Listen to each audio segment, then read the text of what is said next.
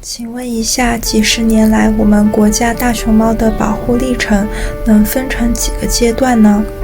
我们从建国之初到2016年以前是一个阶段，这个时候我们主要的是以自然保护区为主要的抓手，进行这个大熊猫的保护，包括建立自然保护区，提高自然保护区的管理能力，然后做更多有效的保护管理措施，防止森林采伐、反盗猎。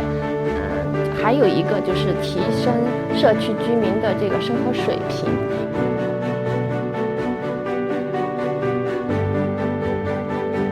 是国家公园的建立，到了这个阶段，随着现代新技术的一些不断的出现，我们也用了很多新技术、新方法来做野生动植物保护哈。你比如说这个红外相机的广泛使用，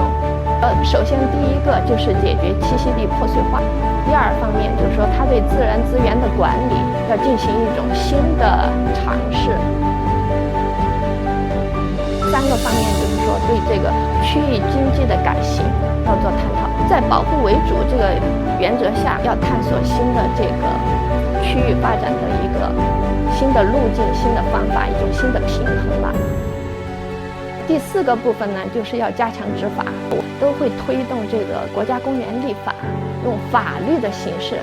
就是说对国家公园的管理进行规范。